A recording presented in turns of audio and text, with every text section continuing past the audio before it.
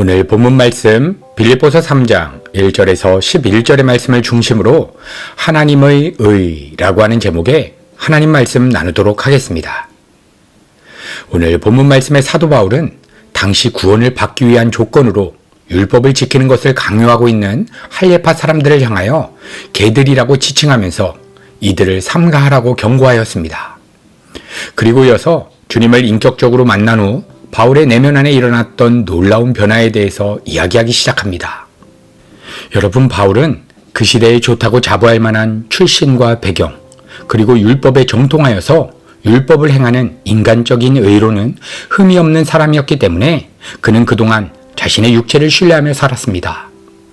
그러나 그가 그리스도를 인격적으로 만나게 되자 이 온 천지 만물 가운데 그리스도를 아는 지식이 가장 고상하다는 복음의 진리를 깨닫고 그동안 육체를 신뢰하며 살았던 모든 것들은 결국 나라고 하는 존재의 가치를 높이기 위해서 치장하였던 죄였음을 깨닫고 그 모든 것들을 배설물로 여기게 되는 놀라운 변화가 그의 내면 가운데 일어나게 되었습니다.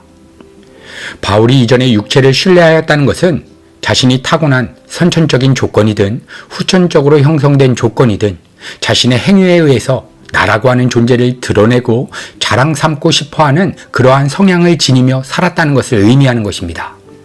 그래서 그는 빌립보서 3장 1절에서 끝으로 나의 형제들아 주 안에서 기뻐하라 라고 이야기하는 것은 이제 자신은 육체의 근거가 된 어떠어떠한 조건으로 기쁨과 만족을 추구하는 것이 아니라 진정한 기쁨은 육체와 상관없이 그리스도 안에서 그리스도와 연합된 상태에서만 주어진다라고 선포하고 있는 것입니다. 여러분, 그래서 우리 모든 성도들은 그리스도만을 자신의 인생의 최고의 가치이며 최고의 기쁨과 만족의 자리에 모셔드리는 우리의 신앙의 여정 가운데 우리 성도의 내면 안에 일어나는 일들이 있는데 그것은 그동안 우리의 육체의 근거가 되어서 기쁨과 만족을 줄 수 있을 것이라고 믿었던 그 모든 것들을 우리의 마음 가운데 배설물로 여기는 과정이 반드시 발생하게 된다는 것입니다. 여러분, 그런데 그 배설물의 실체는 단순히 이 땅에서 좋다고 여기는 부자되고 성공하고 높은 자리에 올라가는 그러한 것들을 말하는 것이 아니라 그러한 가치에 우리의 마음이 끌리고 사로잡히는 우리 안에 있는 죄의 성향을 이야기하는 것입니다. 그래서 우리 성도가 배설물로 여겨야 하는 실체는 하나님이 아닌 다른 대상으로 자신의 마음의 소유로 삼아 기쁨과 만족과 안정을 추구하는 그 마음의 죄악된 성향이 배설물의 실체인 것입니다. 여러분, 그래서 이 땅에서 좋다고 여기는 가치들, 부자되고 성공하고 번영하고 부흥하는 것 등은 하나님의 뜻을 그리는 재료들인 것뿐이지 우리 성도들이 마음으로 품어야 하는 대상이 아니라는 것입니다. 그것들을 마음에 품는 순간 그러한 모든 대상들이 다 배설물이 되는 것입니다. 이렇게 사도 바울은 그리스도를 만나기 이전 거짓된 종교인의 삶을 살아가다가 이제 진정으로 그리스도를 만나고 그의 내면 가운데 회심이 일어나게 되자 자신의 존재가 얼마나 이 세상의 가치의 마음이 달라붙고 끊임없이 하나님으로 채워지지 않는 공허한 마음을 다른 대상들로 채우며 종교적인 열심을 지키는 그 행위로서 자신을 만족시키고 증명하려고 하는 자신의 죄악된 실체를 보게 되었던 것입니다. 그리고 이렇게 이 세상으로 빗나가 있는 자신의 마음을 배설물로 여기는 삶을 살아갈 수 있었던 이유는 그리스도를 아는 지식이 이 온 천지 만물 가운데 가장 고상하다고 하는 이 복음의 진리를 깨달았기 때문입니다. 특별히 오늘 본문 말씀 가운데 사도 바울은 그리스도를 아는 지식 중에 가장 핵심적인 내용을 선포하고 있는데 여러분, 그것이 바로 하나님의 의입니다. 빌립보서 3장 8절에서 9절 또한 모든 것을 해로 여김은 내 주 그리스도 예수를 아는 지식이 가장 고상함을 인함이라. 내가 그를 위하여 모든 것을 잃어버리고 배설물로 여김은 그리스도를 얻고 그 안에서 발견되려 함이니 내가 가진 의는 율법에서 난 의가 아니요 오직 그리스도를 믿음으로 말미암은 것이니 곧 믿음으로 하나님께로서 난 의라. 여러분, 하나님의 의라고 하는 주제는 사도 바울 서신서 전체 교리를 이해하는 핵심 열쇠이며 더 나아가 성경 전체 교리의 가장 중심을 차지하고 있습니다. 그래서 우리 성도들은 예수 그리스도를 통해서 하나님 앞에 의롭다 하심을 전가받는 이 놀라운 교리를 깨닫고 경험하게 될 때에 비로소 이 세상의 가치들을 배설물로 여기어 마음속에서 끊어내는 삶을 살아가게 되는 것입니다. 그리고 사도 바울은 로마서 1장 17절에 하나님의 의에 대해서 이렇게 선포하였습니다. 로마서 1장 17절 복음에는 하나님의 의가 나타나서 믿음으로 믿음에 이르게 하나니 기록된 바 오직 의인은 믿음으로 말미암아 살리라 함과 같으니라. 여러분, 바로 이 구절을 통해서 종교개혁자 마르틴 루터는 회심을 하게 되었습니다. 그리고 루터는 성령의 역사하심을 통하여 오직 믿음, 오직 은혜, 오직 성경이라고 하는 모토를 가지고 개혁을 일으키게 된 것입니다. 여러분, 루터는 로마 카톨릭 신부로 살아갈 때에 그의 내면 안에 느껴지는 죄로 인하여 고통스러운 삶을 살아갔습니다. 그는 매일같이 채찍으로 자신에게 체벌을 가했습니다. 그리고 스스로 자신의 종아리를 치면서 의인이 되기 위해 힘썼던 사람입니다.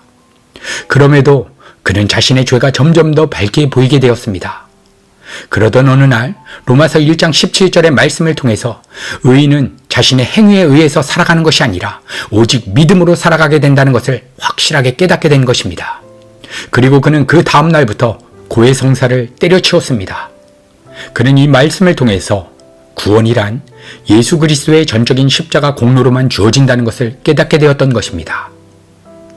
여러분, 로마서 1장 17절 말씀에는 믿음을 두 가지로 구분하여 믿음에서 믿음에 이르게 된다라고 선포하고 있는데, 첫 번째 믿음은 예수 그리스도께서 창조하시고 완성하신 온전한 그리스도의 믿음을 말합니다. 그리고 나오는 두 번째 믿음에 이르게 된다라고 하는 말씀은 예수 그리스도의 온전한 믿음이 우리 성도들에게 은혜의 선물로 주어져서 이제 우리 성도들은 자발적으로 예수 그리스도만을 믿는 그러한 믿음의 삶이 열매로 맺혀지게 된다는 것입니다. 이렇게 구원은 하나님께서 우리 성도들을 찾아와 구원하신 하나님의 사역이며 우리의 힘으로 믿고 우리가 무엇을 제공해서 얻는 결과가 아닌 것입니다. 하나님께서 우리를 믿어주신 것이고 하나님께서 우리를 사랑해 주신 결과가 우리 성도들에게 부어진 구원의 내용인 것입니다. 그리고 사도 바울은 로마서 3장에서 하나님의 의에 대해서 이렇게 선포하였습니다.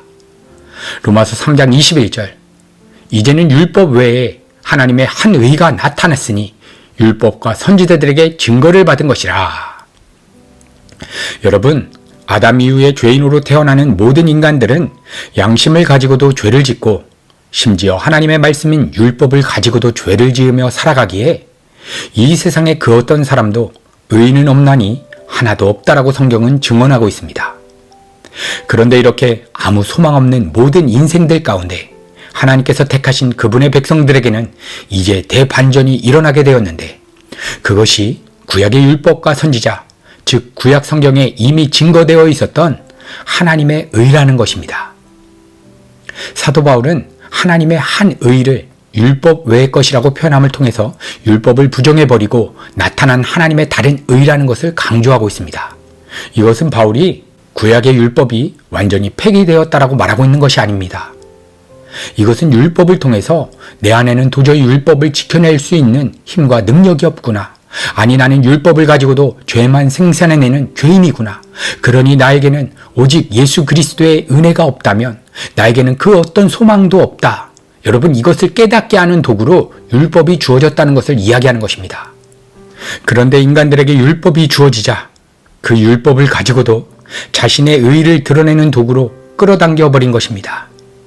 그래서 이제 하나님께서는 그 하나님의 말씀, 그 율법의 본체이신 우리 구주 예수 그리스도를 이 세상 3차원의 세계로 죄 있는 모양의 육신을 입혀서 보내주신 것입니다. 그분이 바로 말씀이 육신이 되어 이 땅에 오신 우리 구주 예수 그리스도이십니다. 그래서 우리의 힘으로는 도저히 하나님의 말씀을 지켜 행할 수 없는 죄인이기에 우리 주님께서 이 땅에 사시면서 모든 하나님의 말씀에 절대적으로 순종하심으로 율법을 다 지키셨고, 또한 십자가에 죽기까지 하나님의 말씀에 순종하심으로써 그 모든 율법을 완성하신 그 완벽한 의로움, 여러분, 이것이 바로 율법 외에 나타난 하나님의 의라는 것입니다. 여러분, 그렇다면 이 하나님의 의가 어떠한 방식으로 우리에게 전가되어지는 것입니까? 로마서 3장 22절 곧 예수 그리스도를 믿음으로 말미암아 모든 믿는 자에게 미치는 하나님의 의니 차별이 없느니라. 이렇게 하나님의 의는 믿음이라고 하는 통로를 통해서 전가되어진다는 것입니다. 그리고 하나님의 의는 예수 그리스도를 믿는 믿음으로만 주어지기 때문에 인간들의 성숙의 정도나 깊이 등에 상관없이 차별이 없는 모습으로 주어지는 것입니다. 그리고 사도 바울은 이 하나님의 의는 그 어떤 인간의 행위나 조건으로 주어지는 것이 아니라 오직 하나님의 은혜로만 부어진다는 것을 믿음의 조상인 아브라함을 예를 들어 설명하기 시작합니다. 로마서 4장 2절에서 4절. 만일 아브라함이 행위로서 의롭다 하심을 얻었으면 자랑할 것이 있으려니와 하나님 앞에서는 없느니라. 성경이 무엇을 말하느뇨? 아브라함이 하나님을 믿음에 이것이 저에게 의로 여기신 바 되었느니라. 일하는 자에게는 그 싹을 은혜로 여기지 아니하고 빛으로 여기거니와. 여러분, 여기에서 아브라함이 하나님을 믿었다고 하는 것은 무엇을 의미하는 것입니까? 이것은 아브라함이 자신의 의지적인 결단으로 하나님을 믿었다는 것을 말하는 것이 아닙니다.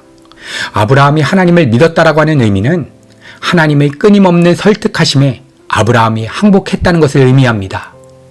다시 말하면 하나님의 전적인 은혜로 아브라함에게 믿음이라는 것이 선물로 주어졌는데 그 믿음을 통로 삼아 하나님의 절대로 포기하지 않으시는 하나님의 사랑과 열심과 그분의 전적인 은혜가 흘러나와 아브라함이 설득당하여 하나님께 항복하였다는 것입니다.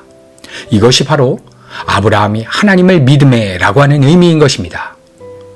이렇게 믿음의 조상인 아브라함을 통해서 보여주시는 것은 아담 이후에 온 인류가 죄라고 하는 치명적인 오류로 인하여 의인은 없나니 하나도 없고 그 어떤 누구도 하나님의 말씀을 믿고 순종할 수 없는 영원한 사망에 놓여있는 우리 하나님의 백성을 대신하여 성자 하나님이신 우리 구주 예수 그리스도께서 죄 있는 모양의 육신을 입으시고 이 땅에 오셔서 33년 동안 전적으로 하나님의 말씀을 믿고 십자가에 죽기까지 순종하신 그 온전한 그리스도의 믿음을 그분의 백성들에게 은혜의 선물로 부어주실 것을 아브라함을 통해서 그림자로 보여주신 것입니다. 여러분, 그래서 우리 성도들이 예수를 믿어서 구원받았다라고 말하고 있는 의미는 우리가 하나님의 은혜와 하나님의 열심에 장악되었다는 것을 의미하는 것입니다. 그래서 우리 성도를 향해 가지시는 하나님의 사랑과 하나님의 자비와 은혜와 그 엄청난 열심을 잘 그리고 있는 사람이 바로 아브라함이었던 것입니다. 그래서 그 아브라함을 우리가 믿음의 조상이라고 부르는 것입니다. 이렇게 아브라함 개인의 인간적인 실력과 인간적인 노력과 의지가 강해서 우리가 믿음의 조상이라고 하는 것이 아니라 믿음이 얼마나 하나님의 전적인 은혜인가, 믿음이 얼마나 하나님의 사랑인가를 가장 잘 설명할 수 있는 인물로서 하나님께서는 아브라함을 세우신 것입니다. 여러분, 이렇게 우리 성도들이 하나님의 의를 전가받는 통로인 믿음까지도 하나님의 은혜의 선물로 주어지는 것입니다. 이것이 바로 그리스도를 아는 지식의 핵심부에 있는 복음의 내용인 것입니다. 여러분, 그래서 예수 그리스도께서 우리의 모든 죄를 대속하시고 그리스도의 온전한 의를 전가시켜서 우리를 의롭다 칭해 주시는 이 놀라운 구원의 소식이 우리의 인생 가운데 최고의 감격의 소식이 될 때에 여러분, 이때 우리는 비로소 진정한 행복과 진정한 평강을 누리며 살 수 있는 것입니다. 오늘도 이 놀라운 구원의 소식이 우리의 삶 가운데 최고의 감격의 소식이 되기를 우리 구주 예수 그리스도의 이름으로 간절히 축복합니다.